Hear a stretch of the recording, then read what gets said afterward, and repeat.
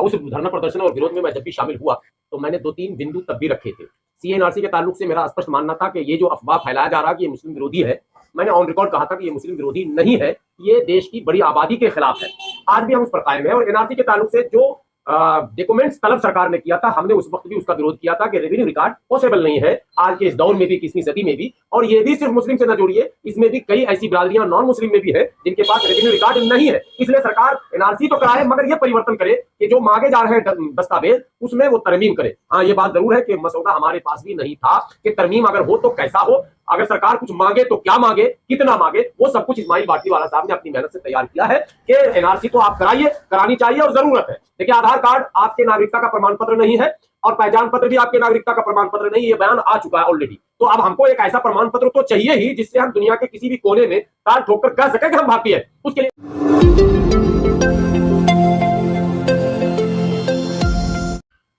827 लोगों को दिया है, जिसमें से सुप्रीम कोर्ट, राष्ट्रपति और केंद्रीय मंत्रालय को, सभी पार्लियामेंट मेंबर को, सभी राज्यसभा मेंबर को, देश के सभी मुख्यमंत्रियों को और देश के सभी गवर्नर को और अपोजिशन लीडर को, ये टोटल जो है 827 लोगों को बाय पोस्ट भेजा गया है।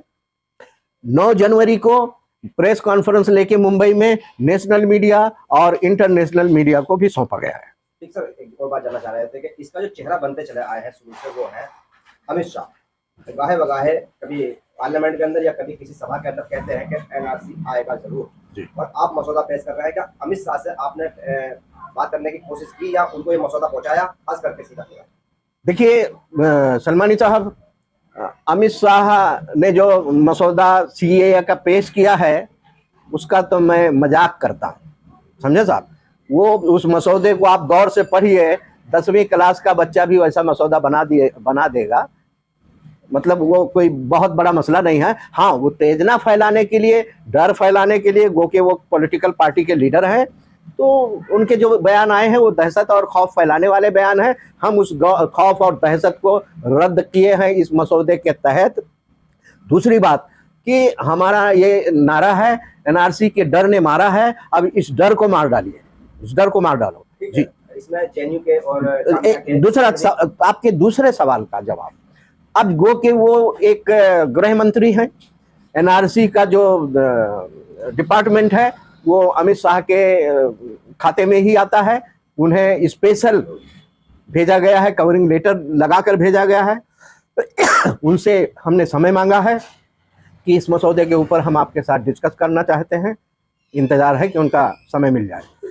एनआरसी का नाम या सीए का नाम मुखालिफत है। जब एनआरसी का भी नाम मुखालिफत करते हैं, बयान देते हैं, प्रोटेस्ट होती है, आपको सारी चीजें बताया, तो आप एनआरसी का मसौदा लेकर आप मतलब समझ कह रहे हैं कि एनआरसी आया, आप कहना डायरेक्ट कह रहे हैं कि एनआरसी हो, अभी जा रहे हैं, जबकि मुखालिफत होती है स्टार्टिंग से। या फिर कैसे कर सकते हैं इस चीज पे? या मतलब वो ये कहते हैं कि जिन्होंने प्रोटेस्ट किया वो गलत थे? जी सर, देखिए, जिन्होंने प्रोटेस्ट किया वो गलत नहीं थे, लेकिन जो जहर फैला करके प्रोटेस्ट करने पर मजबूर कराए वो गलत है, समझे साहब। हम आपको आपके सवालों का जवाब सादे तरीके से देना चाहते हैं। जो लोग यहाँ पर कुछ देश को 2 हिस्से में बांट दिया गया था, एक एनआरसी समर्थक और एक एनआरसी विरोधी। हम ना विरोधियों के साथ रहे हैं और ना समर्थकों के साथ हैं। हमने अपना विजन पेश किया है, हमने जो जमीन पर देखा है इस मसौदे के अंदर वो हमने पेश किया है, ना कि हम समर्थन में हैं ना हम विरोध में हैं। और ये आप भी पढ़िएगा, आपको भी लगेगा कि वाकई में विरोध करने वाले गलत मान रहे हैं आपने? हाँ, सही मान नहीं, गलत मान, जो विरोध कर रहे थे, इतना बड़ा प्रोटेस्ट हुआ शाहीन-बाग में, जामिया में और कई जगहों पे पूरे देश में हुआ, तो वो गलत थे? नहीं, बिल्कुल वो सही थे। उनको जो डर था, मुझे भी अगर डर हो जाएगा कि ये मेरा घर कब्जा कर लिया जाएगा, मुझे जेल में डाल दिया जाएगा, तो मैं भी प्रोटेस्ट में आ जाऊंगा, मैं भी धरने मोर्चे में आ जाऊंगा। वो प्रोटेस्ट करने वाला कोई भी गलत नहीं था, उनका डर, उनको डराया गया था, वो अपनी डर की वजह से उस ठंडी इसमें आए थे, सड़कों पर उतरे थे देश भर में। वो गलत कैसे हो सकते हैं? लेकिन एक सेकंड, लेकिन गलत वो लोग थे जो हमारी कयादत थी, मजहबी कयादत और राजनीतिक कयादत गलत थी, जिन्होंने दिशा देना चाहिए था। इस तरह का मसौदा उन्हें देना चाहिए था। हमारे समाज में बैरिस्टर हैं, हमारे समाज में सुप्रीम कोर्ट के वकील हैं, हमारे समाज में मंत्री लोग हैं, सारी क्वालिटी के लोग पाए जाते हैं। अगर सरकार की कोई नीतियां पसंद नहीं आई थी तो उन्हें मसौदा देना चाहिए था, ना कि जो है अपने बच्चों को, अपने बीवियों को, अपनी माताओं को सड़कों पर उतार देना चाहिए था। फिर भी एक सवाल ये भी है कि जेएनयू के और जामिया के और शाहीन बाग, दिल्ली, पूरे भारत के अंदर आंदोलन चल रहा था उस समय, जी। वो एक टीम बन चुकी थी, चाहे किसी भी रूप में उसको पहचान लो, चाहे उन लोगों का कदम गलत था या धार्मिक था, जैसा भी था, पर क्या आपने उनसे बात करने की कोशिश की? देखिए साहब, उनसे बात करने को तो कल ही बात हुई है, सोशल मीडिया पे मेरे साइट पर देख लीजिए। कल मीटिंग हो गई शाहीन बाग के शाहीनों के साथ, उन्होंने आह्वान किया है और ये मसौदे की कॉपी उन्होंने अपने हाथ में ली है। बोले भाई आपने तो बाय पोस्ट भेजा, हम बाय हैंड ले जाके दिल्ली में देंगे। आप देख लीजिए, आप मेरे फेसबुक पर देख लीजिए, फोटो लगे हैं, सबने लिए हैं, बातचीत चालू है, हम दिल्ली में बैठे हैं तो गुफ्तगू चालू है और उनको एहसास हो चुका है। कल का उनके अल्फाज हैं कि भाई हम ही वो लोग थे जो कहते थे एनआरसी नहीं चाहिए, लेकिन इस्माइल साहब का मसौदा देखने के बाद हम आवाज करते हैं अब जल्द से जल्द सरकार एनआरसी हमको दे दे। मसौदे की बात कर रहे हैं हम, यानी कि एनआरसी होना चाहिए, आप ये कह रहे हैं।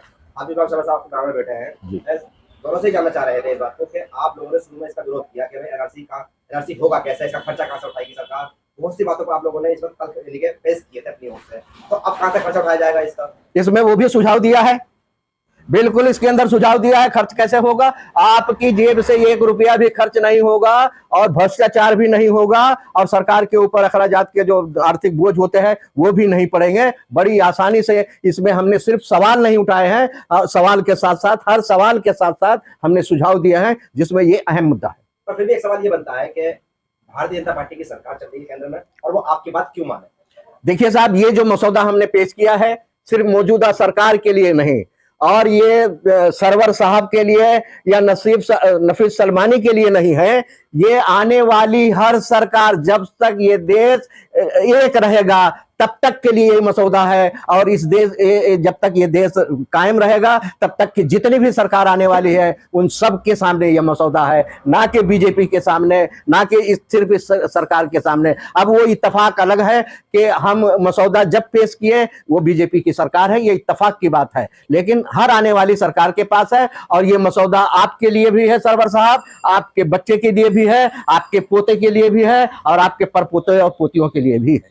एक सेकंड मैं करेक्शन कर दूं, आपने सवाल किया क्योंकि आपने उस जमाने में जब प्रोटेस्ट हो रहा था तब भी आपने हमसे कई सवाल किए थे, वो वीडियोस होंगे। कहा जाता है कि इंसान मुकर सकता है मगर कैमरा नहीं मुकरता है। उस धरना प्रदर्शन और विरोध में मैं जब भी शामिल हुआ तो मैंने 2-3 बिंदु तब भी रखे थे।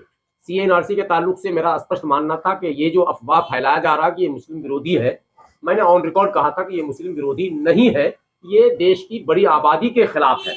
आज भी हम उस पर कायम है। और एनआरसी के ताल्लुक से जो डॉक्यूमेंट्स तलब सरकार ने किया था, हमने उस वक्त भी उसका विरोध किया था कि रेवेन्यू रिकॉर्ड पॉसिबल नहीं है आज के इस दौर में भी, 21वीं सदी में भी। और ये भी सिर्फ मुस्लिम से न जोड़िए, इसमें भी कई ऐसी बिरादरियां नॉन मुस्लिम में भी है जिनके पास रेवेन्यू रिकॉर्ड नहीं है। इसलिए सरकार एनआरसी तो कराए मगर ये परिवर्तन करे कि जो मांगे जा रहे हैं दस्तावेज उसमें वो तरमीम करे। हाँ, ये बात जरूर है कि मसौदा हमारे पास भी नहीं था कि तरमीम अगर हो तो कैसा हो, अगर सरकार कुछ मांगे तो क्या मांगे, कितना मांगे, वो सब कुछ इस्माइल बाटलीवाला साहब ने अपनी मेहनत से तैयार किया है कि एनआरसी तो आप कराइए, करानी चाहिए और जरूरत है।